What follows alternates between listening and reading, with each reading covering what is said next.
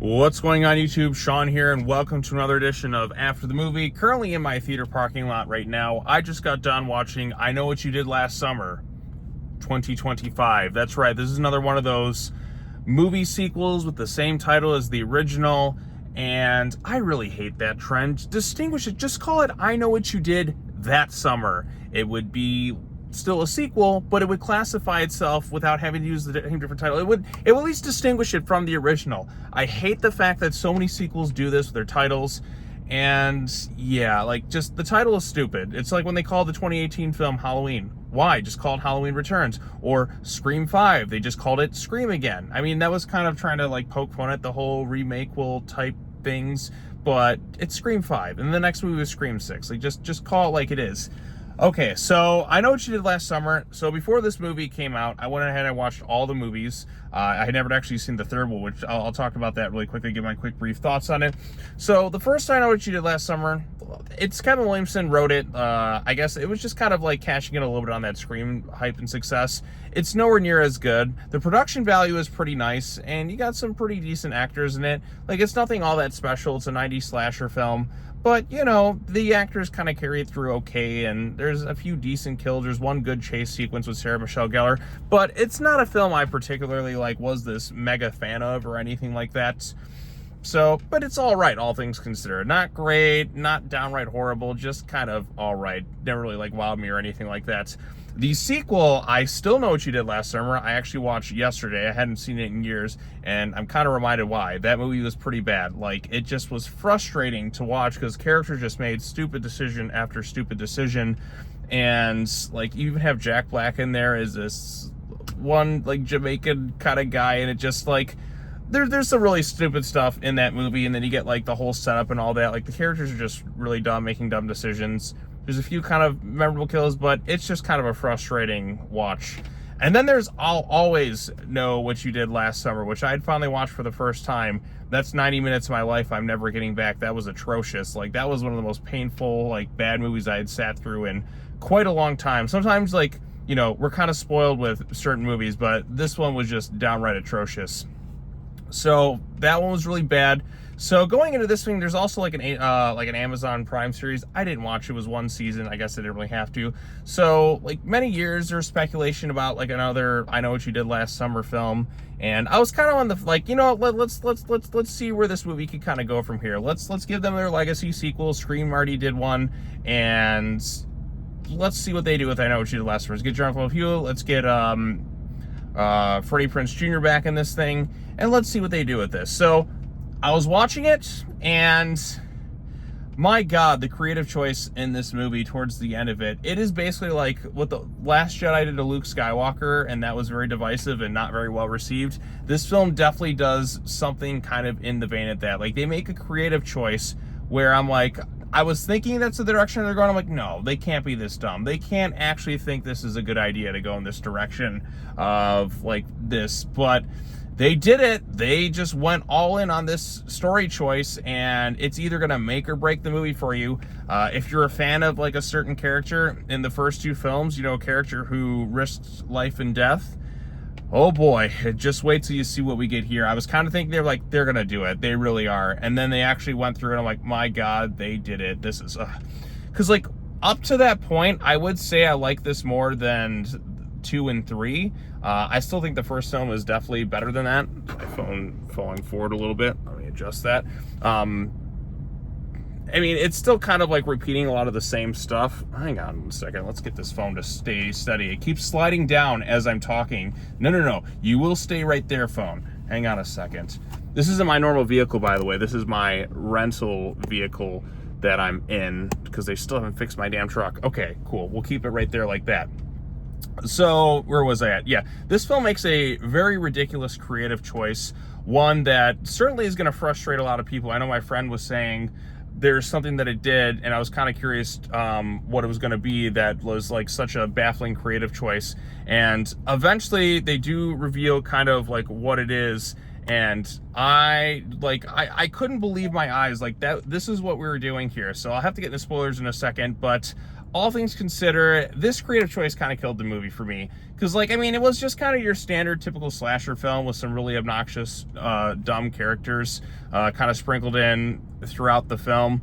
And I was rooting for the killer to kind of axe every single one of them off. The only time it was getting kind of interesting was, of course, when Jennifer Love Hewitt and Freddie Prinze Jr. come back in here. Like, okay, let's see them years later. Let's explore some of their grief and trauma in some interesting ways and kind of dive into, like, where they are, like, years later. That's the stuff I cared about, but they don't show up until kind of later on in the movie. And there's a lot of nostalgic callbacks and fan servicey moments. There's one cameo, which was kind of spoiled for me before I saw the movie, but it was kind of nice to see that person kind of come back into the fold a little bit. But man, this creative choice that they make, like, at the end of the film is just, like, the reveal is so baffling and just feels kind of like an insult to the first two movies in this series, to the point where I'm just like, how could you, like, think this was a good idea to go in this direction? Like, it just shits on kind of what came before. And not to say that was anything great, but if you like this one character, I'm so sorry. So I'm gonna get into spoilers at this point. I am not that invested, and I Know What You Did Last Summer, like, as a whole, but after watching the other two films, like, this makes no sense to me. So we get the reveal of the killer. So it's this one girl and Ray, you know, Freddie Prinze Jr., the same character who went into a fucking, basically a hurricane to risk his life to save Julie's, is now revealed to be one of the serial killers in this film. Because trauma and all that stuff. This is the same guy who risked his entire life not once, actually twice, to save her life. He literally went into a death-defying storm to go after this fisherman's killer, and now he's out there, like, killing because people forgot about all this stuff. And this doesn't really make sense for this character, given what you get through. It's the Last Jedi Luke stuff, but taken, like, even further.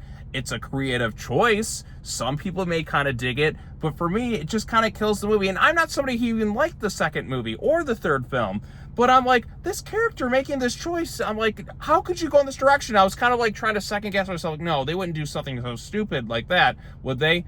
Of course they did. I was hoping, okay, like, no, please don't do it, because I was watching, they're going to make him the killer. And sure enough, he's one of them. He even tries to kill Jennifer Love Hewitt at one point. Like, the characters were divorced and all that too, but this is the same guy who sold his wedding ring for a gun so he could travel to the Bahamas somehow to risk his life for her. He risked his life for her twice, and now all of a sudden he's like, oh, I want to, like, just kill her or something like that. This is one of the stupidest creative choices I've seen in quite a long time. You know, if you did this after the first movie or something, maybe, like, Halloween 4 kind of thing that they could have gone in, but no!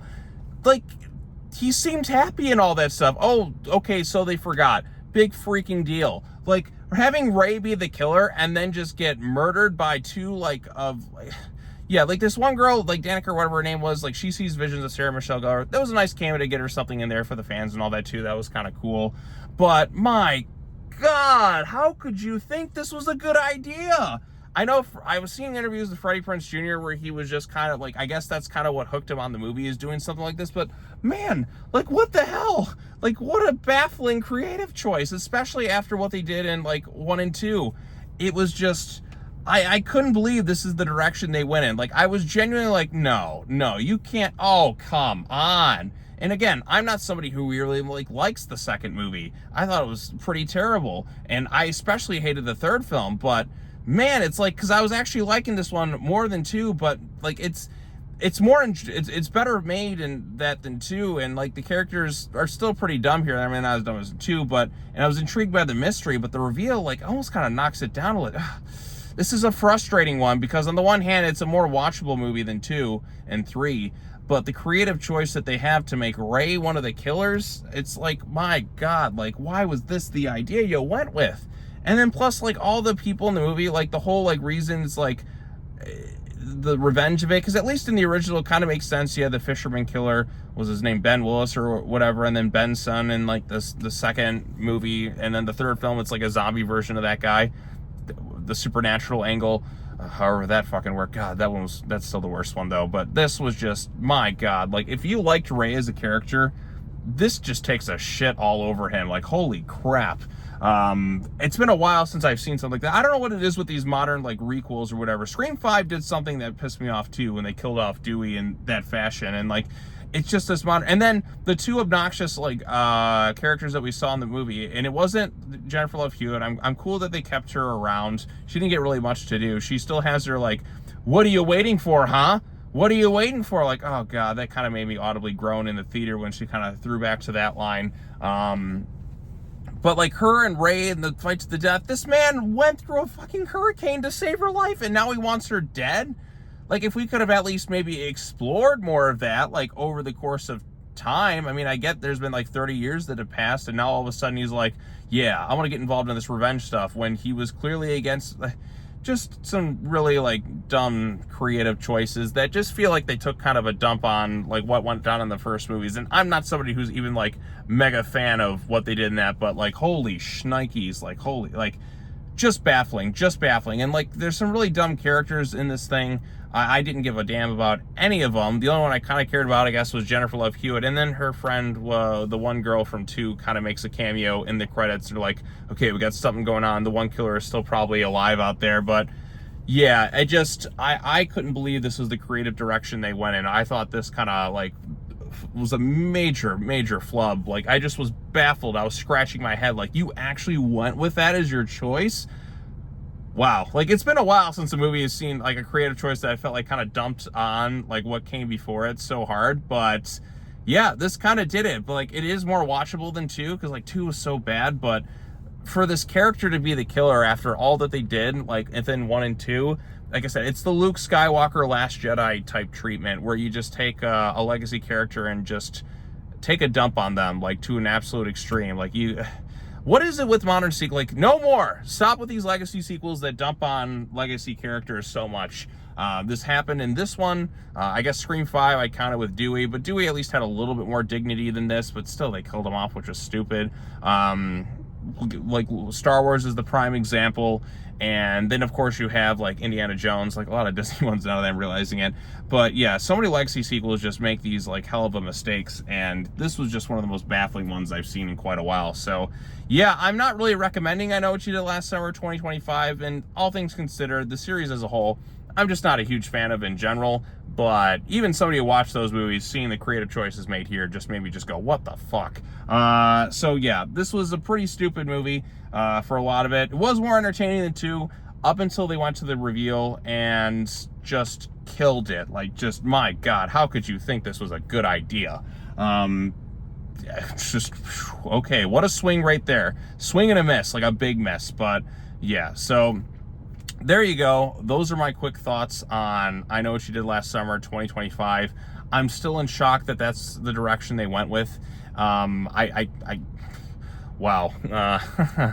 Yeah, that was certainly something. All right. So, all right. Well, I think I've done enough rambling for tonight.